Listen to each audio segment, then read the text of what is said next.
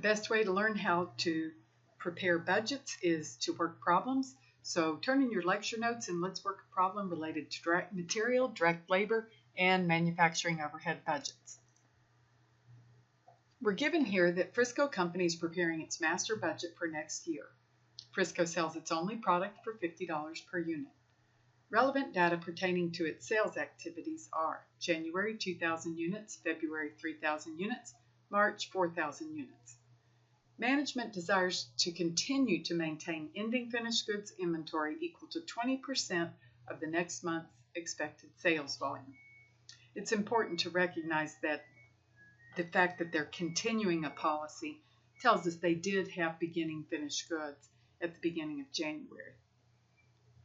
Each unit requires 1/2 pound of raw material costing $4 per pound. Frisco began the year with 500 pounds of direct material, but management wants to implement a new policy that requires raw material inventory at the end of each month to equal 50% of the direct material needed to meet the next month's production requirements. Each unit requires 2 hours of direct labor at $12 per hour. The variable overhead rate is $3 per unit, and total fixed overhead costs of $14,000 are expected to be paid as incurred each month. In addition, monthly depreciation for the factory equipment is expected to be $1,000. We're given a lot of information here. We have information related to sales, inventory policies, and what is required in terms of direct material, direct labor, and overhead to produce one unit. So based on this, we're going to compute a few different things. We're going to start by preparing a direct material purchases budget for the month of January. Then we'll do the labor and overhead budgets.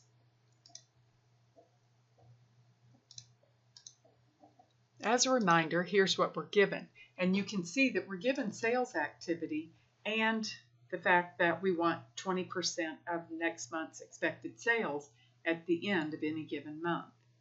Well, this tells us that we're not going to produce exactly what we're going to sell. So since we're given sales, we're going to need to compute production. The production budget is based on sales and the finished goods inventory policy, which I have highlighted in red here. The production budget. Now I'm going to compute production for both January and February because, as you're going to see, we will need to prepare some items for February just to complete the January budget. Sales in units, we'll add desired ending finished goods and subtract beginning finished goods, and that will give us production. For January, sales, you can see, are 2,000 units. We want to end with 20% of what we're going to sell in February, or 20% of 3,000 units, which is 600 units. We began January with 20% of what we're going to sell in January. Think of it in terms of what would we end December with? 20% of the next month's sales. So we'll begin January with 400 units. Production in January is 2,200 units.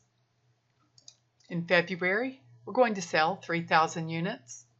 We want to end with 20% of 4,000, which is our sales for March, or 800 units. And the finished goods at the end of January will carry forward to February, and that gives us production of 3,200 units in February. Now we can compute the materials purchases budget. I'll remind you that every unit needs 1/2 pound of material, and the material costs $4 a pound. They began with 500 pounds, but they want to end each month with half of what they're going to need to produce inventory in the following month. I'm going to begin by looking at both January and February because, again, I'll need some of that February information to finish out the January budget. Production, we computed to be 2,200 units in January and 3,200 units in February. Each one of these units is going to need half a pound of raw material.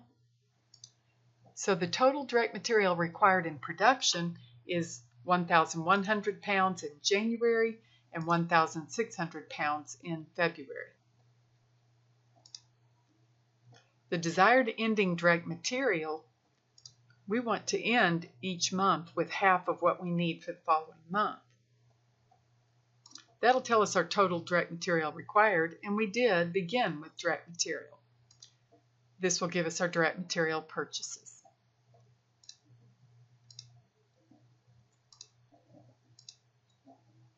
So we want to end January with half of what we need in February. So we want to end January with 800 pounds of material.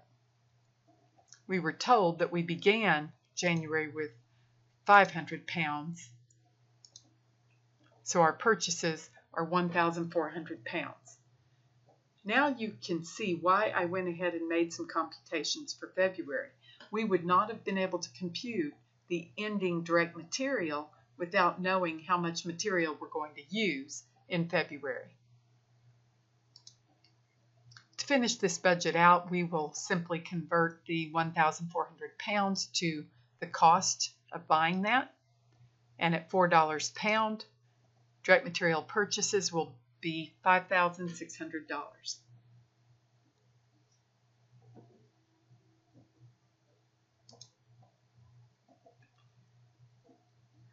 Part B. What is the expected cost of direct labor for February for Frisco? Well, that's going to be based on production and the fact that each unit requires 2 hours of direct labor at $12 per hour.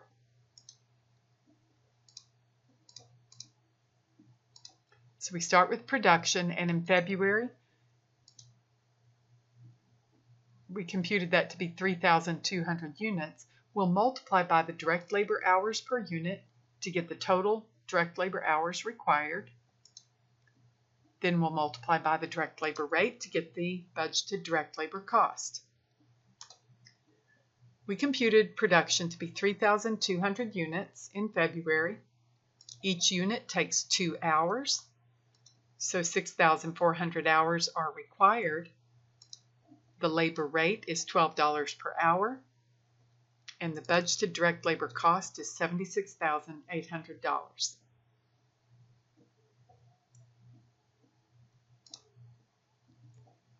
Part C and D, we'll turn our focus to the expected overhead for January and then the cash disbursements for overhead in January for Part D. Now for overhead, you're going to look for both the variable and the fixed overhead. The variable overhead rate is $3 per unit, and the total fixed overhead is $14,000 that will be paid each month. And in addition, there'll be monthly depreciation expense of $1,000 on the factory equipment.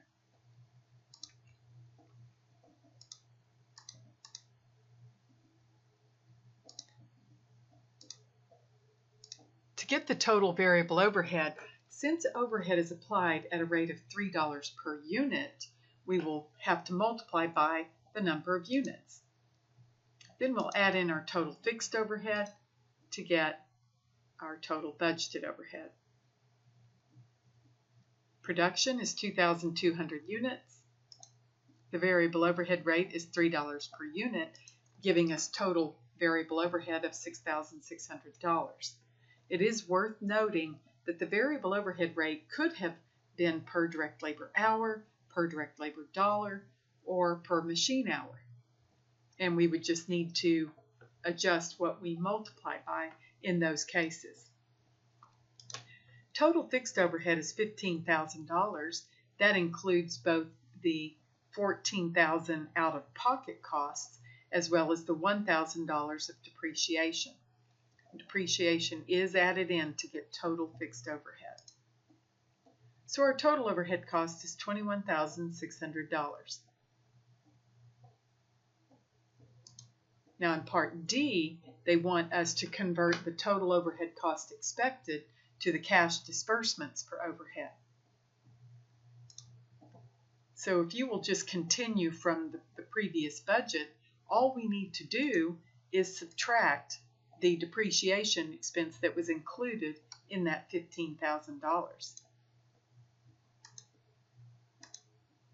So our cash disbursements for overhead will be $20,600.